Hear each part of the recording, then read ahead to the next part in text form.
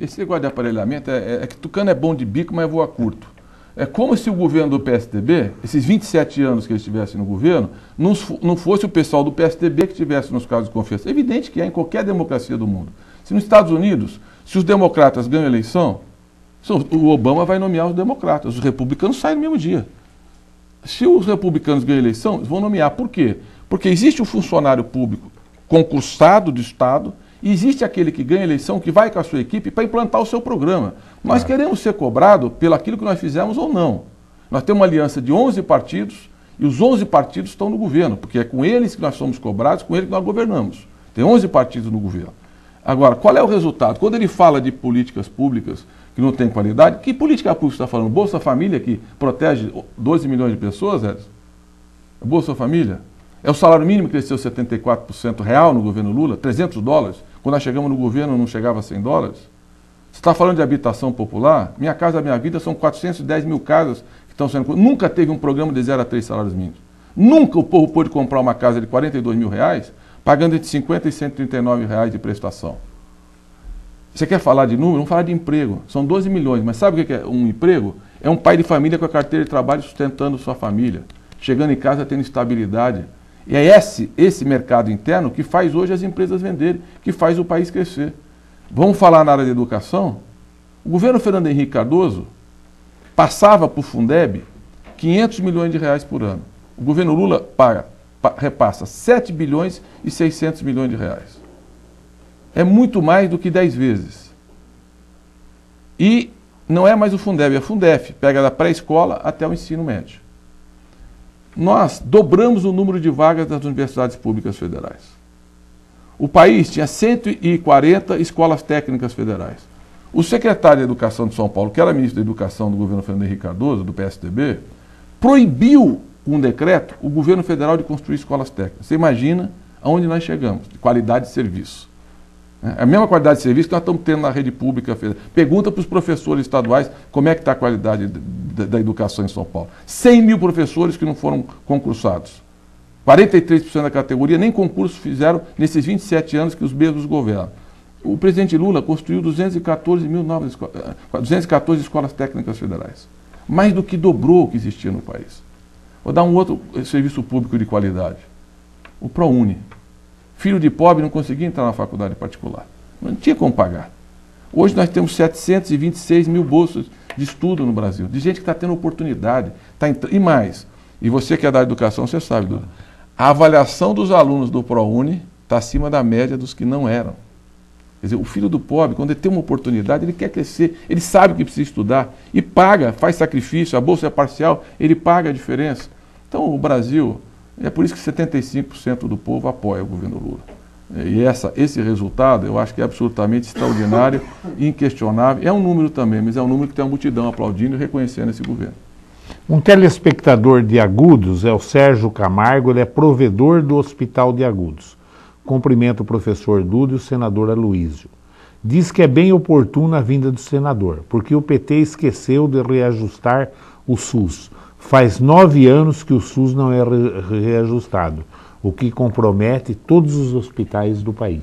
Não é verdade não. Não só nós aumentamos o teto de repasse do SUS, aumentamos o teto que estava congelado no governo anterior, nós fizemos o aumento do repasse, fizemos uma reavaliação do QualiSUS em relação às várias áreas do país e fizemos alguns programas extraordinários do ponto de vista de melhorar da educação. Com uma dificuldade, porque o PSDB que criou a CPMF, depois foi lá tirar a CPMF, que era 85% da média e alta complexidade, portanto, toda a verba que ia para os hospitais, cirurgias, internações, vinha da CPMF.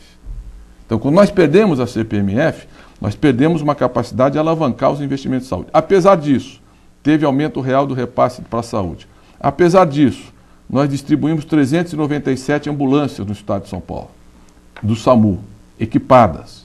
E o governo federal da ambulância paga 50% do custeio. A prefeitura 25%, o governo do estado 25%. Sabe qual é o único governo do estado que não participa do cofinanciamento do SAMU? O governo do PSDB de São Paulo. Nós estamos fazendo as UPAs, unidades de pronto atendimento, que é exatamente onde está o congestionamento, é urgência e emergência. Os hospitais são sobrecarregados, porque a unidade básica de saúde não faz urgência e emergência. Então nós estamos construindo 97. É 24 horas por dia aberto, 6 especialidades, atende 400 a 450 pessoas por dia nas consultas e tem em torno de 20 leitos de UTI. Então vai fazer urgência e emergência mesmo, para valer o ano inteiro, todo dia. Nós estamos construindo 4 em Bauru. 4.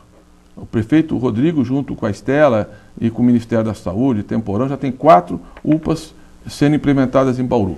O governo constrói, equipa, o governo Lula dá 50% do custeio da UPA, o município 25%, o estado 25%. Sabe qual é o único estado que não participa da UPA?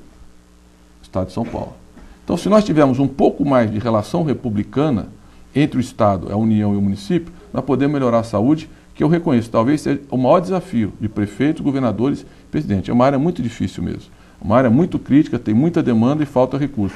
Por isso tem que trabalhar junto. Infelizmente o governo do estado, mas vai acabar. Depois da eleição nós vamos trabalhar junto. Eu ia te perguntar do 7,7% de aumento para o aposentado, mas o telespectador José Gonçalves de Bauru da Bela Vista pergunta. Ele fala: Mercadante, o Lula vai vetar este aumento que o Senado votou? Se realmente isso acontecer, a Dilma perde 11 votos, meu e dos meus parentes. Sou aposentado e este aumento seria muito importante para a minha renda. José, eu acho que o seu voto até eu posso entender se o presidente vetar. Como o Serra diz que apoia se ele vetar, a Dilma diz que apoia se ele vetar, a Marina diz que apoia se ele vetar, ele perde o voto, mas você não vai poder dar para ninguém também, porque todo mundo, os que são candidatos, estão pedindo para ele vetar. Para o Lula, a coisa mais fácil para o Lula é falar assim: 7,5, eu dou 8. Ele está saindo. Vai ficar bem com todo mundo, vai ser aplaudido. O Brasil já sabe que as coisas não podem ser feitas dessa forma. Nós temos que fazer o que é sustentável financeiramente. Olhando que hoje a vida está cada vez mais longeva. As pessoas, a idade média da população hoje está em torno de 73 anos das mulheres no Brasil. Você tem 50 mil mulheres, as mulheres vivem mais. Até nisso elas são mais competentes. Nós temos 50 mil mulheres com mais de 100 anos na Previdência hoje. Então, qual é o desafio do presidente? É dar um reajuste que seja sustentável. O que eu reconheço, José? O governo Lula fez um esforço muito grande para recuperar o salário mínimo. Nós temos aí 24 milhões, na verdade 26 milhões de brasileiros que ganham o mínimo. São 18 milhões de aposentados e pensionistas. A ampla maioria recebeu o mínimo. E o mínimo teve um crescimento real de 74%. Ele vem crescer. Agora, qual é o critério do salário mínimo? É a inflação do ano, não tem perda salarial, mais a média do crescimento da economia dos últimos 2 anos. Com esse critério de reajuste, todo ano nós estamos recuperando progressivamente o salário mínimo. O que é que se propõe para os demais aposentados? A inflação integral, mais a média do PIB dos 2 últimos anos. O que daria, para este ano, um reajuste de 6,14%. As centrais sindicais aprovaram essa proposta. Ou seja, vamos dar o... Porque se você fizer o mesmo critério, quem ganha o mínimo, quem ganha acima do mínimo, nunca vai ter distribuição de renda. A desigualdade vai sempre continuar. A ideia é trazer quem está de baixo para poder, inclusive porque está melhorando. Esse consumo que está aí é porque os de baixo, 23 milhões de pessoas saíram da pobreza. Então nós teríamos esse critério de reajuste. Só que na hora de votar, o pessoal falou: não, mas agora, como ficou um tempo, e é verdade, no governo anterior vocês tinham perda real, do PSDB. Tinha arroxo salarial dos servidores, dos aposentados e pensionistas. O governo Lula repôs a inflação, mas não teve ganho real, a não ser para quem ganha salário mínimo. Então o que se propunha? Vamos fazer esse critério daqui para frente.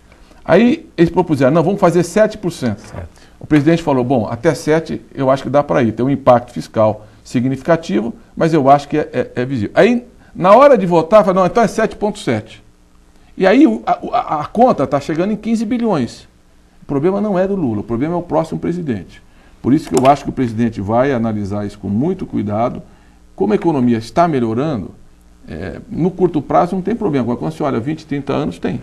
Nós temos que ter um critério permanente de reajuste. Não pode ser a cada eleição ter uma demagogia e você faz uma coisa e acaba a eleição e continua tudo como estava. Tem que ter um critério permanente. O critério, eu acho que tem que ser 80% mais a inflação do ano. A média do PIB, 80% da média do PIB dos últimos 2 anos. Com esse critério, todo ano os aposentados vão ter um ganho real importante. Se a economia está crescendo 7% ao ano, por exemplo, esse ano, imagina 80%, o que vai ser o reajuste para o ano que vem?